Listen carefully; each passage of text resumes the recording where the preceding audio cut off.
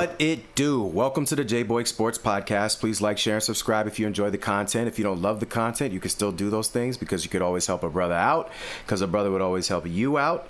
Make sure that you comment so we can have conversations and debate different things, because ball is life. Hit that notification bell so you don't miss any of our glorious content. And lastly, hang on towards the end of this video so that you can check out some of our other suggested videos that we know you'll love.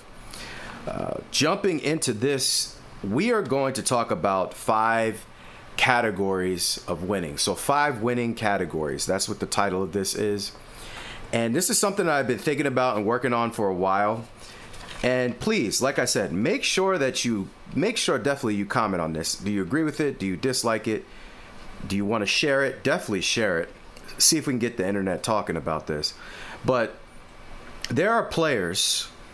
I've been trying to figure out exactly how I want to rank players and what winning, like, we talk a lot about stats, but it's not just about the stats. The stats can be added to it, but it's not just about stats when we're talking about who the best players are and the categories that they sit in and how you win and different things like that. And one of the things that bothers me the most, if you're talking to people on the internet about winning and where it stands, I hate when people come out and say stuff like, if you say, oh, let's just say you use Michael Jordan as an example. Michael has 6 rings, never lost in the finals. And they say, oh, well, that's funny because Robert Horry has 7 rings. And I don't know if Robert Horry ever lost in the finals. I'm not sure, but he does have 7 rings. And they'd be like, so how is Mike the best or one of the best? But Robert Horry isn't one of the best because he has 7 rings. Shut up. Hogwash, malarkey, rigmarole. Okay? Or rigmarole, whichever one that is. It's garbage. That's a garbage argument. Because if you have a hierarchy and there's levels to this, right? I said 5 winning categories, but it's really 5, and I'll make it / levels. So 5 levels / winning categories. Robert Horry can never stand on the same category as Michael Jordan. Never. That's never going to happen. It can't happen. Okay? Never. So, when we're talking about winning, Robert Horry can't stand on the same level as Michael Jordan. He knows that. But for some reason, mainly LeBron James people, his goblins, his little cult ministry following. And this is, again, when I say stuff like this, as far as LeBron is concerned, it's not everybody. I'd say 90% of LeBron James fans are nuts. I'm sorry. It just is the case. That's what I've seen. They'll talk about your mom. They'll ask you about your wife. Just weird stuff that nobody, what? Why are we talking about? You are jealous of this man? Why do you love him so much? Like, why is he always coming out your mouth? Pause. Usually something homoerotic mixed with personal insults that have nothing to do with what we're talking about. So 90% of them are nuts that I run into. I'll give you 85% at best. All right. For those of you that are not in that 10 to 15% that love LeBron or like LeBron, respectfully like him, the other people, it's a weird love thing. For the rest of you, then I'm not trying to disrespect you, but I am a little bit trying to disrespect the other ones because they get on my nerves and they're disrespectful. But Robert Horry can't stand on the same stairs as Michael Jordan. How do I know? Okay, so listen here. You have the number 1 spot goes to elite players that are highly capable of making big plays to win championships or big games. And for me, these are people that have won multiple times, preferentially, or excuse me, that's not how you use it, preferably have won repeated championships without super teams. Now, when I say super teams, and I need to do a video on this too, because this is becoming an issue. When I say super teams, I mean if you leave your team to join 2 or more superstar or all-star level players and grab elite role players in the process, You're a super team person.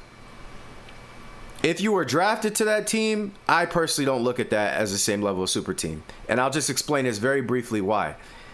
If you look at Magic Johnson and Kareem Abdul-Jabbar, Kareem was a star on his own team. He went to the Lakers before Magic got there. The Lakers drafted Magic. Magic became Magic while playing with Kareem. They also drafted James Worthy. James Worthy became what he was while playing with Magic and Kareem. James Worthy was never on his own team averaging 30 or whatever, 25, whatever, leading a whole franchise by himself. He was never doing that. Magic wasn't doing that before he joined Kareem. Right? So people may say, oh, well, there's always been super teams. How they came about matters. All right? In my opinion. Looking outside because you keep losing and then deciding I'm just going to go jump on teams with my friends and other great players because I'm losing and I'm a loser is not the same thing as you were drafted there and you were never on your own team or somebody else was never on their own team. You were drafted to a place and you grew together. That's not the same thing. There's a big difference there. And I don't care what anybody says, you know that's different. Now, back to this list. Like I said, the number one category is elite players, highly capable of making big plays, preferably have repeated as champions, and have done this without super teams. That list is not very long. You have people like Michael Jordan, Kobe Bryant, Magic Johnson, Kareem Abdul-Jabbar, Larry Bird, Bill Russell, Tim Duncan. Now, Tim Duncan was never a repeat champion, but the reason that I put him on here is because he never missed the playoffs, and he has never won less than 50 games, I think, in a season. That's elite winning. So while he was never a repeat champion, I got to make an exception for Tim Duncan. Okay? So those are the type of players I'm talking about. May there be more? Maybe. But these guys come to right off the top of my head. I don't put Shaq in this category because without Kobe Bryant and without Dwayne Wade, Shaq has been swept 6 times in the playoffs. Swept. Not even one game that he won. And to me, that's not elite level winning. Okay? So that's category 1. You have the super elite level players that have usually repeated as champions, have won multiple rings, make big plays when it matters. You know, they're hard to beat. That's really the key. They're hard to beat. Isaiah Thomas, I would add in there with him and Joe Dumars as well. Second level or category, stat gods that win but do not repeat and have lost big games more than they have won. So this category to me is, again, people like LeBron. And again, super teams, right? I told you I'm not going to reward people on super teams. I think it's cheap to do that, and it's always been unfair, and it's time for people to start paying attention to that. So no super teams. Well, are going to be in my number 1 category. Number 2, though, yeah, you could be there. So that's LeBron, that's Dwayne Wade, the Chris Bosh types, Giannis, SGA, Joker, they've only won 1 so far. Dirk only has 1. To me, these guys are stat gods or really good that have won, that have become a champion, but usually they don't repeat. Now, LeBron, Bosh, Wade repeated, but again, super team. So I'm not going to give you number 1 status when you did everything you did on super teams. So that's level 2. I would say players like that. Level 3, stats but have no rings and lose big games and series often. Okay? So who are these players? Luka Doncic. And again, his career is not over yet. So don't Luka, can't believe. Listen, he ain't got no rings. So that's where he stays for now. James Harden never wins anything. Devin Booker has gone backwards. And before people start getting mad, or even if any of these guys heard this and hated me, listen, I'm not being disrespectful, guys. The proof is in the pudding. I'm not saying you're not great players, but there's levels to this, right? Dwayne Wade said the same thing, so go fight him before you fight me. There's levels. You guys are on level 3. Awesome players lose big games in series. Often. Okay? So, like I said, Luka, Harden, Booker, CP3. Kevin Durant. Again, one of the weakest moves in history, in my opinion, to go to Golden State. But I will say, the difference between him and Dwayne Wade and LeBron James is LeBron and D. Wade have at least done, well, Wade won without super teams one time. And then in LeBron's case, I got to give him a little more credit. He's been more successful at being cheap than KD has. He's won without having the same exact people every time. You know? So, to that extent,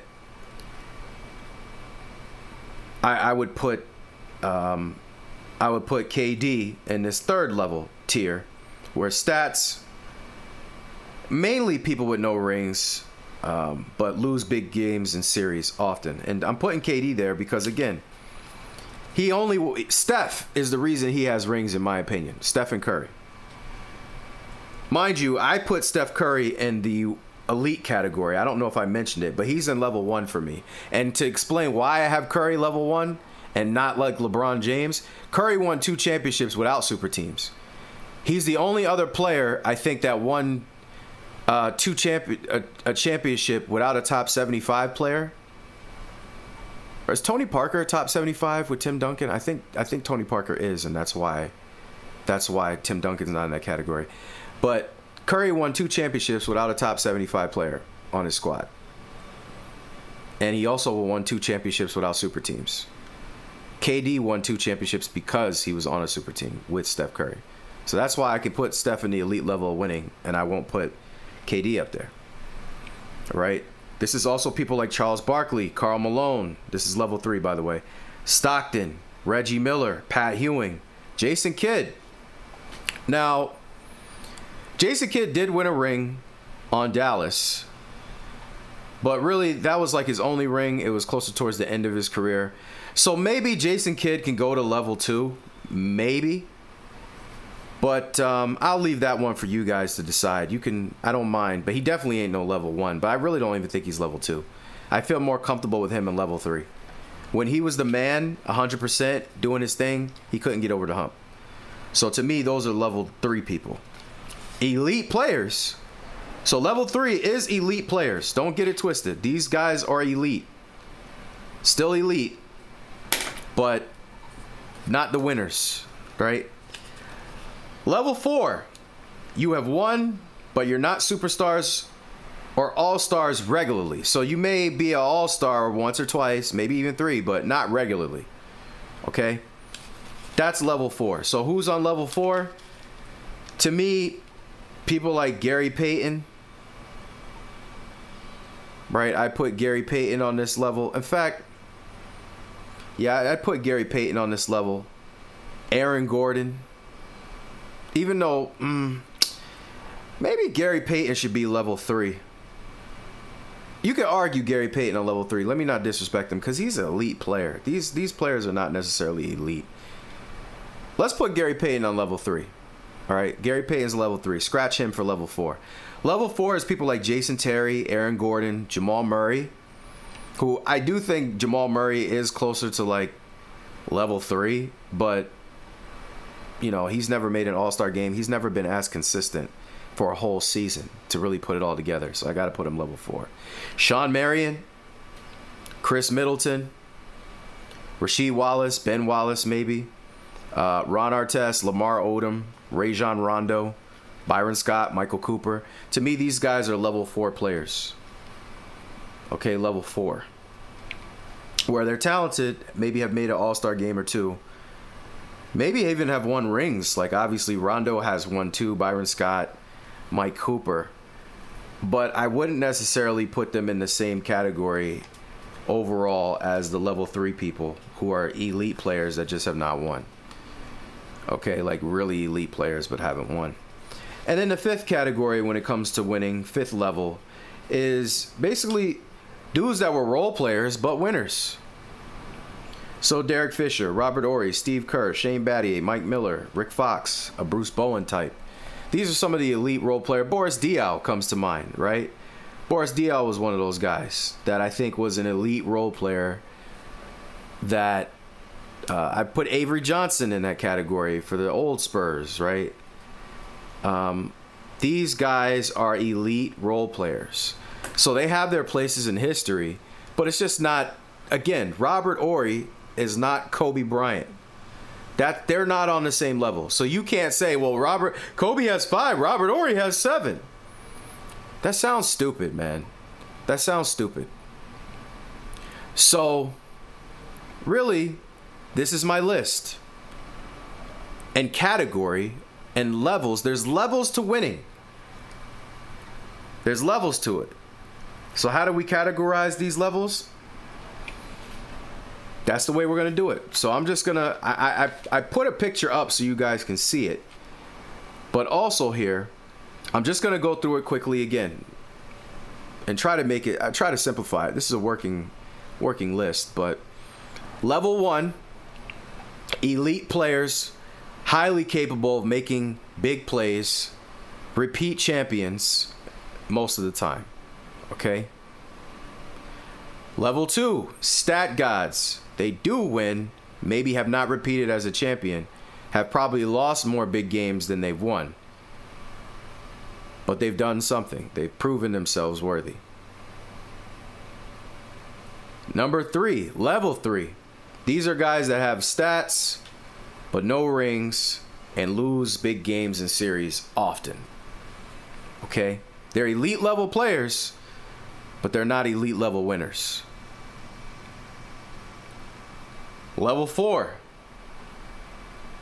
Or they're mediocre winners, I guess you would say, or average winners.